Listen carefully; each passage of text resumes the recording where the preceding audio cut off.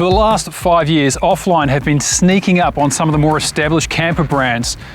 And why? Because they build high quality Australian-made campers that are lightweight and ready to go off-road. Now the Domino is quite innovative, and we'll get into that in a minute. But today and tomorrow, our goal is to test this on both bitumen and off-road. So let's get into it. Think of the Domino as a go-anywhere, do-everything hybrid for people who value agility, weight savings, and build quality. Now in 2025, it comes with more standard gear than ever, including Cruisemaster Level 3 airbags, diesel hot water heating, and a filtered drinking water system, all while keeping its compact, go-anywhere form. Construction-wise, it starts with Australian steel for the chassis, which is laser cut, folded, welded, and riveted here in Adelaide. Now the body is really interesting. This is all aluminium underneath this beautiful painted surface, and from here down is all aluminium as well. And then this is 30mm composite panel, again made here in Adelaide by the team at Offline. Now why I like this is this frame that holds the whole camper together is super robust. If you're pushing through the bush, this will, scratch the paint obviously, but it's going to be tough. It's not going to get dented. It's not going to damage the panel, which is your insulation to keep you warm and cool. So as of 2025, all Dominos ride on XT suspension by Cruisemaster with airbags as standard. Now why that matters is if you're at camp, you can easily level the camper side to side. It also runs a full-size spare. Now, you might think to yourself the spare is in an awkward spot, but here's one of the coolest things about the Domino. Sam and the team have an allowance for you to choose your offset and wheel stud pattern on the camper so you can match it to the car. So if you have a spare on the car, you've got a spare on the trailer, and you could consider that your 6th tyre. Easily the most standout feature of the Domino are its 2 camping setups, or its travel mode and touring mode. Now if you're on top of a hill like we are tonight and you just want to set up camp, go to bed, it's as simple as this. Watch this.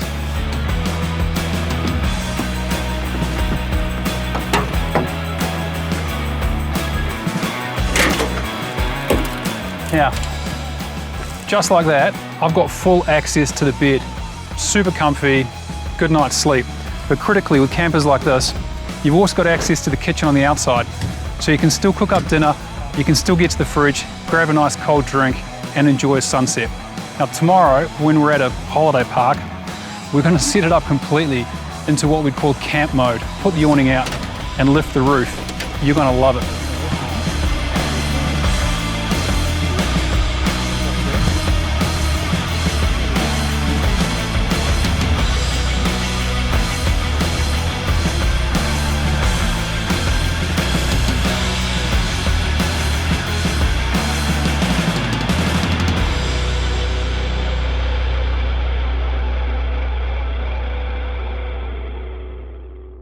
All right, day 2, we're at Melrose, so we're going to set up the Domino in camp mode, so that's the full setup. First thing you need to do is open up the back and release the tent from the inside. Pretty straightforward.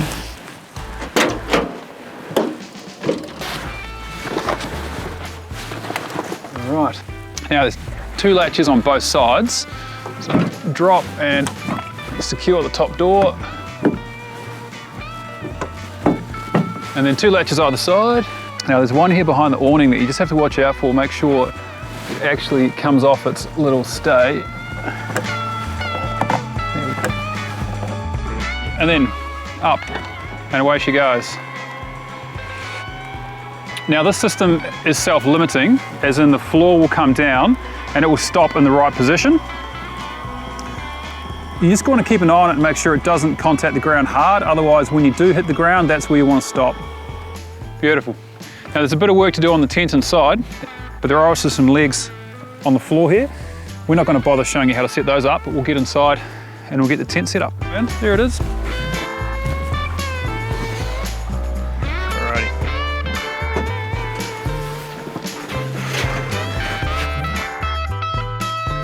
All right.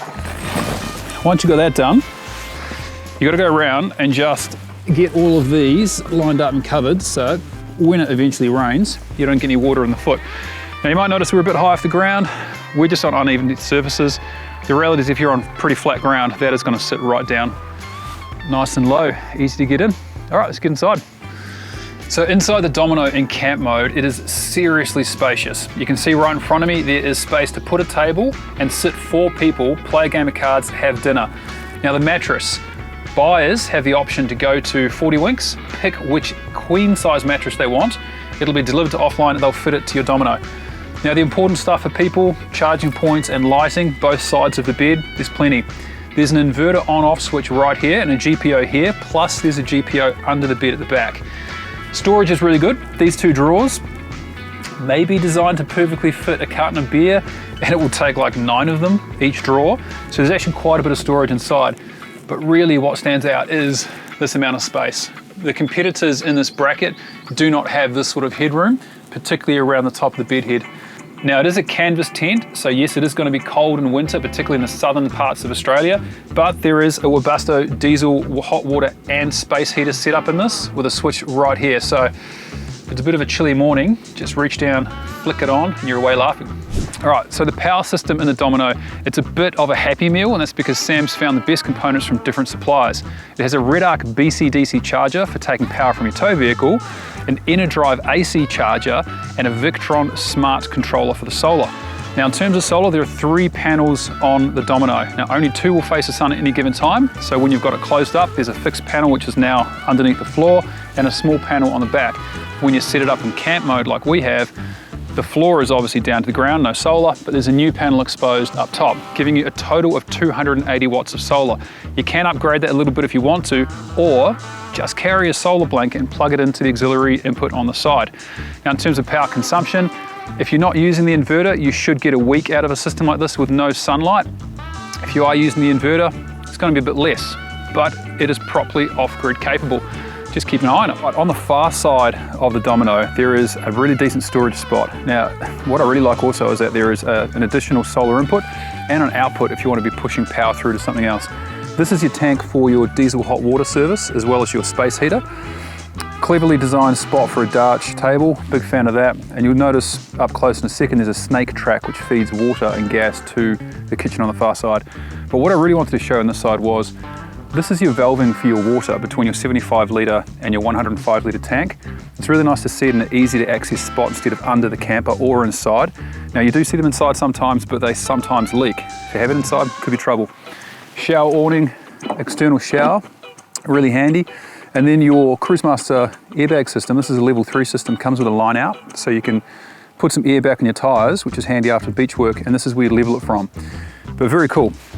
Just coming back to the quality of how these guys make their campers, if you listen carefully, you can hear the air hiss out of this locker. Same with the other ones when you close it, and that's because the guys use an automotive grade rubber seal, pressure seal. They work a treat. Up front is a 400 litre general purpose storage area. Right now silage hose, bits and pieces, but it looks perfect to me for a mini Weber Q. A couple of jerry cans. Now we've got red on this because we've been chasing motorbikes. We're going to be chasing motorbikes at some stage.